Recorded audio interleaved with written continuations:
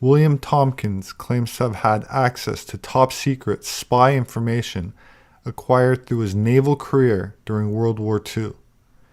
Thompkins says that his work was partly controlled by the naval personnel who used to work for James Forrestal, the first Secretary of Defense, who was allegedly assassinated because he was going to go public to reveal what he knew about UFOs and Antarctica, where a South Polar colony was said to have been established by a contingent of Germans that did not surrender with the rest of Germany in 1945.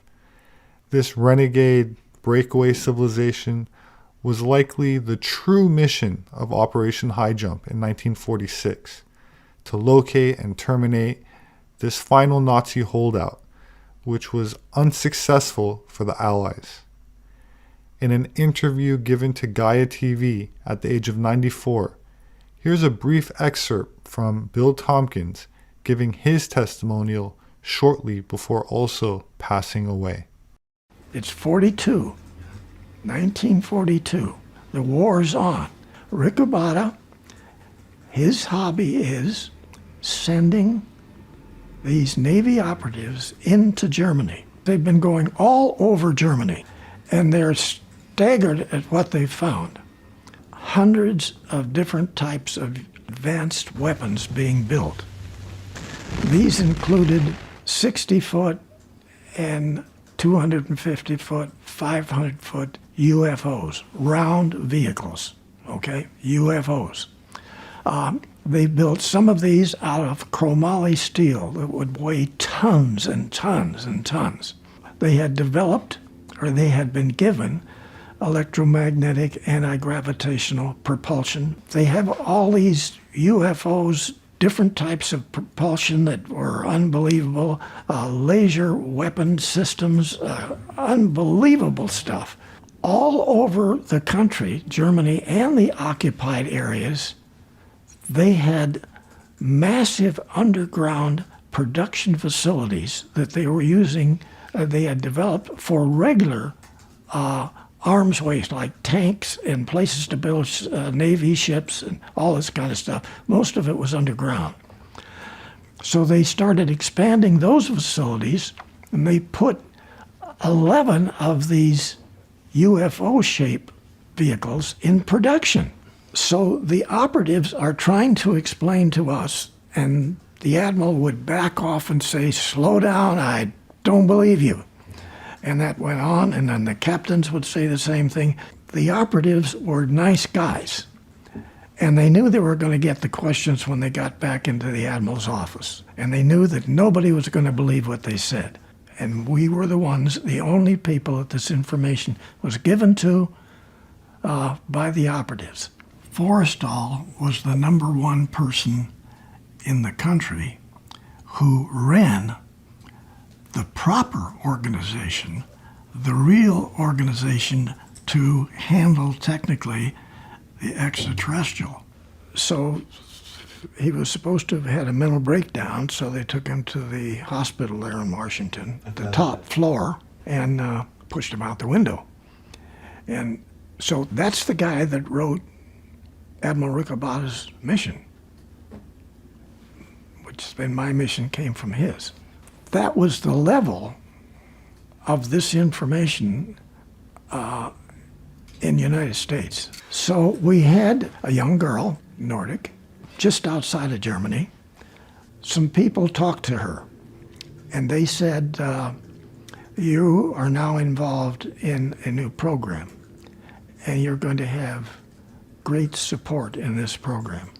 She had developed, I think she had 8 girls. They were continually talked to telepathically to go and design spaceships.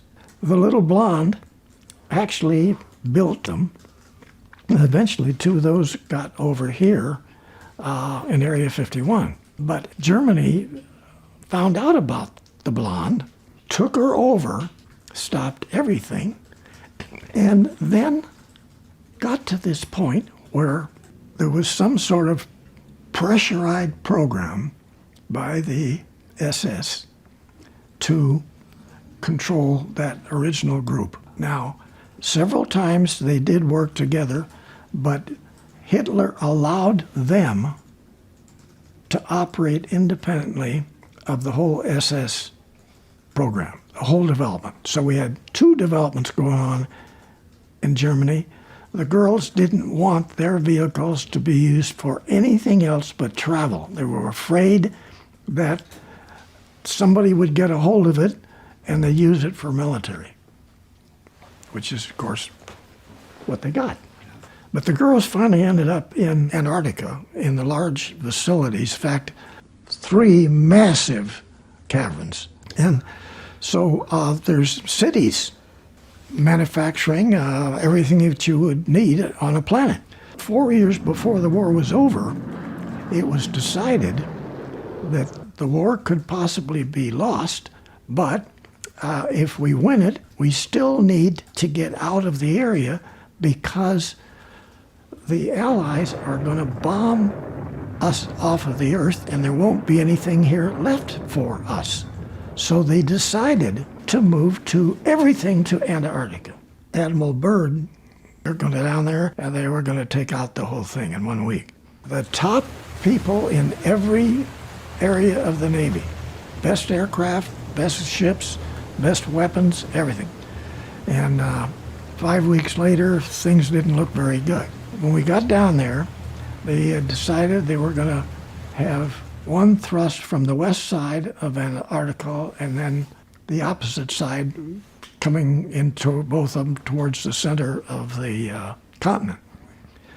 And so before we even got all the guys around, and I'm talking about big 4-engine flying boats, okay, and ships, battleships and destroyers and submarines and you name it. Before they got there, these fairly large, they were 100-foot diameter saucers, came up out of the ocean and took down everything. Many of the close-ups give you a real clear picture of the cross on them. But we lost that war.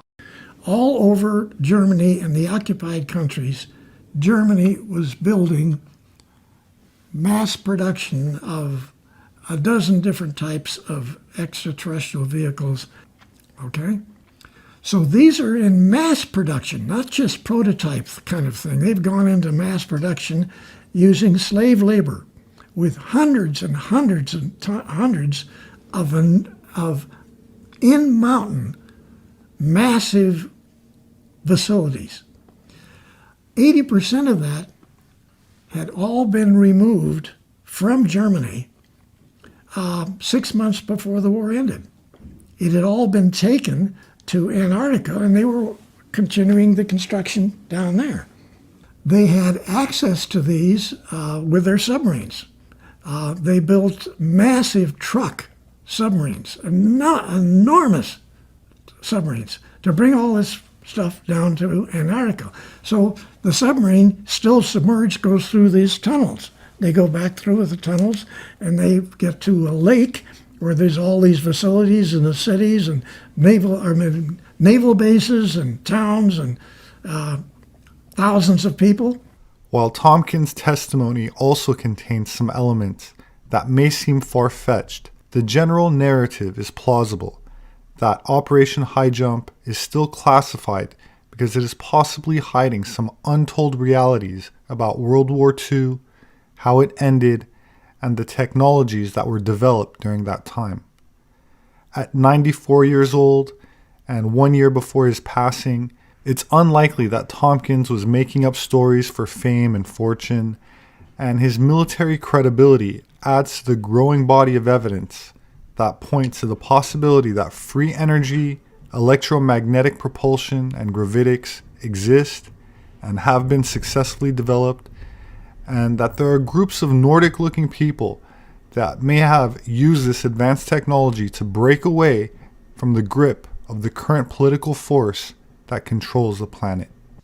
Another researcher that spoke out along these lines was Bulgarian-born Vladimir Terziski.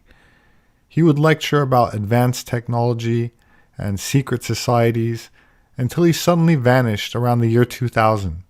Here's a brief clip of him adding his take on the subterranean South Polar colony allegedly built by the Germans. So when in doubt, just say, let me talk to my manager. Next, Carvana's 100%. The Germans were very deep into the occult, into the black magic, into all these things that the media would prefer not to talk about. A lot of this supposedly came up during the Nuremberg trials, and it all was stricken out of the record. The Germans were fascinated with the South Pole, and Hans Hubriger was an author and a philosopher that Hitler and all the other SS men and Nazi men were crazy about. Hubriger had this philosophy of the fire and ice, that the German character, which is the New World Order, the Illuminati philosophy of creating the supermensch of the future, that only the fire and ice of the harsh polar conditions can toughen the steel character of the supermensch of the future. And this is a second reason that they went after the South Pole. A third and bigger reason lies deep into the German mythology about the Thule people. When Greenland was still not under ice, there was a tall, blonde, Nordic-looking race that lived there, and later moved to the inner of the earth, and still lives there, flying their saucers, much more advanced than their lagging, should I call them, Helga, should I call them retarded brothers on the surface of the planet. And so it has been the secret dream of the Germans on the surface to find and to reunite with their more advanced Aryan brothers from the inner earth, according to German and secret SS mythology. And the more obvious reason was that they were losing the war in Germany, and ever since the United States entered the war, it became obvious to anybody who had some international cosmopolitan education in Germany that they would lose the war. To every German plane produced and flown in the air, there were 5 Allied planes. We have seldom been told these statistics, that the Germans had less than, about 1/5 of the planes. Probably the ratios of artillery, of tanks, and of other armaments were not much different. They were bound to lose that war. They didn't have the industrial capacity to match the Americans, the British, and the Russians. In the end of the war, British and Russians could freely bomb Germany with almost impunity. They couldn't reach anything of the Russian mega continent, very little of England, and nothing of the United States. They were bound to lose that war. So they basically decided to lose the European war in order to win the South Polar War. This is the same, I think. Yeah. So in the late 30s, in 1936, the SS party did a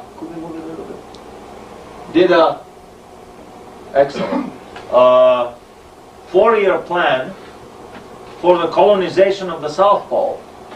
The 4-year plan. Very detailed plan. They were showing the areas without any snow. It's okay. Without any snow. And we see the seal of the first German Antarctic expedition, 1938-39. We see here quietly the oak leaves of the, this is oak, right? Yeah. The oak leaves of the Thule Society. It was under the sponsorship of the secret patronage of the Thule Society. They descended on the South Pole. This is a letter of congratulations signed by Göring, the Reichsmarshal of Aviation, to the members of the South Polar expedition. And one may think, how come that the aviation Reichsminister is interested in the South Polar expedition? unless they were preparing to build some bases there for the Luftwaffe.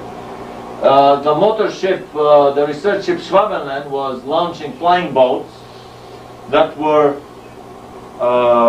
scouting the South Polar continent and staking their claims. They didn't even bother to land at all places. They would just drop flags with heavy poles.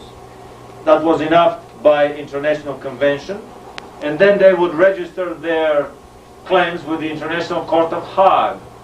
And this is how, in 38, 39, the Germans became the legal owners of a chunk of real estate, probably as big as 2/3 of Europe, south of South Africa, on the South Pole. Here, members of the expedition staking the claim. Much later, photographs appeared in the late 40s of the German colony in the Neuschwabenland from an altitude way above and beyond the altitude of the biggest stratospheric bombers at the time, which was about 10-12 kilometers. This is an altitude of 60, 70 kilometers, maybe 100 kilometers, basically Earth's orbit. And the speculation is that this is a photograph of the German South Polar colony from a saucer.